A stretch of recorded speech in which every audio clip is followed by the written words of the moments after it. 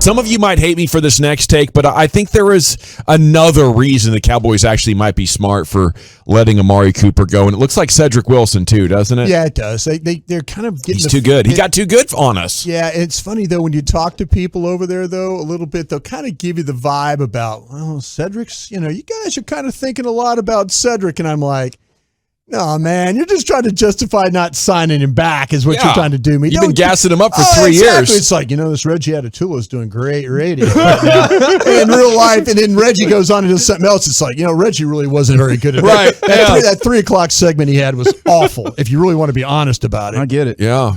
Well, I think the Gallup injury sucked, but it was kind of a blessing because when Gallup was out, Wilson stepped into all kinds of roles. I'd be excited to sign him. Yeah. I don't know what the appropriate salary cap proportion is for him. But he is likely gone as well because he's going to test free agency was the news yesterday. The story here, Pro Football Focus says this is legitimately the 4th class in a row that has been loaded with wide receiver talent. There were 6 wide receivers among the top 30 prospects last year. 20% of your top prospects are now wide receivers. The name of the game in NFL team building is if you can find somebody for like a tenth of the cost to do it, it's close to as good as the veteran making market value.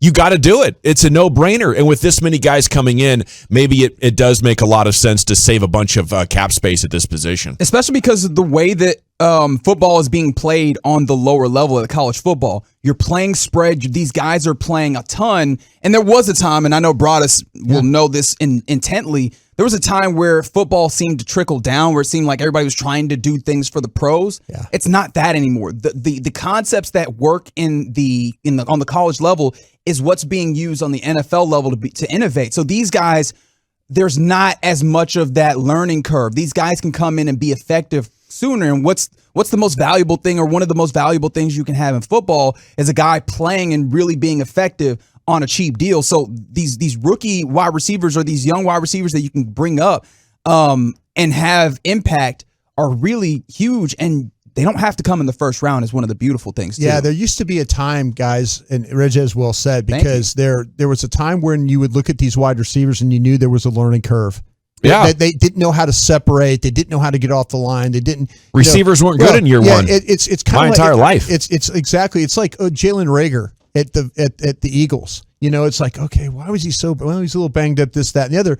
And then, but why does Minnesota's guy? Why does Cincinnati? Why do these guys just immediately come in the league and they're like the next great players? But there was a time where we really thought that, where it's like, man, you can't draft a wide receiver high because, the Green Bay's done it for years. You look at Green Bay, they have never drafted a wide receiver high. You know what I'm saying? So, that there was a thought that the learning curve was too much. It's not that way anymore. You can plug and play these kids. They're ready to go because of what Reggie's talking about. They get a lot of reps, and they're pretty good at it. So what's this class look like for you here? How deep does it go as far as guys that could step in and win for you in year one? Yeah, I'll tell you what, though. I've got 4 first-round guys: Williams from Alabama, Wilson, Ohio State, Burks from Arkansas, and Olave from Ohio State are my 4 top guys in the first round. And then you're talking about London from USC, Pickens from Georgia, Dawson from Penn State, Mitchie from Alabama, and then Sky Moore. Mitchie's number 8? Yeah. Wow. Yeah. See, but let me tell you this. You can go down pretty deep in this thing. There's this kid, Pierce from Cincinnati, that is a tremendous player that is 6'3", 211 pounds. Before even what did he do? Before he even when you watch the quarterback, when everybody's had to watch Ritter, the quarterback from Cincinnati, and evaluate him, it's like he keeps throwing the ball as number 12. Who's his number 12? Oh my gosh, he's a senior player. And then you watch him and you're like, man, this guy makes a ton of plays. He's a big, tall guy.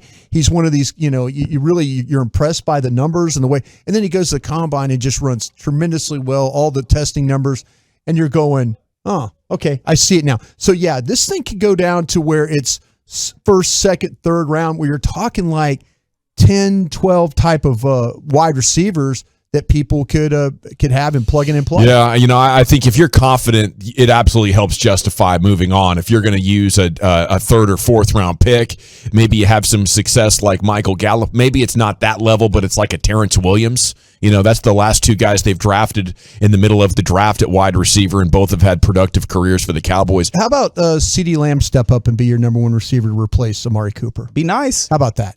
How about the guys you have that we like to praise every year? It's like talking about these 1,000-yard receivers.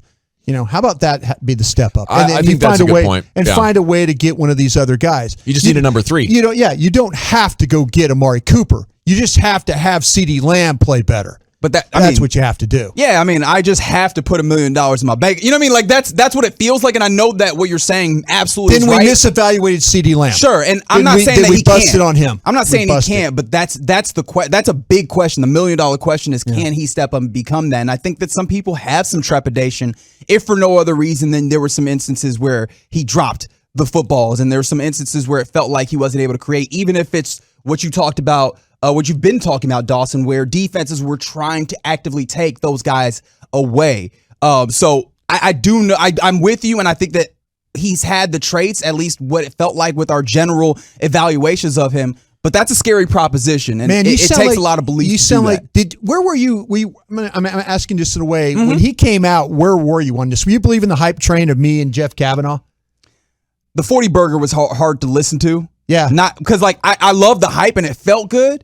But it felt like a lot to ask, and I'm somebody who I don't want to over promise on a guy. Yeah. And I think that some of this, and maybe some of the down feeling on CD is that we over promise so high.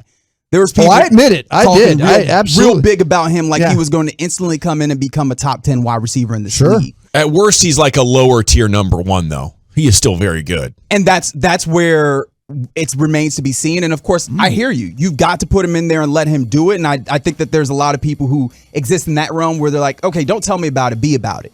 So I think that's the disconnect there. I'm not saying it's not possible, but that is a big question. I don't want us to say it and not appreciate the largeness of that. Yeah, me personally, I'd like for him to become that number 1 guy. If Amari Cooper's going on, let's see you be the number 1. If he does not become that guy, then I'm willing to say, hey, I was totally wrong about him as my top rated receiver in that draft.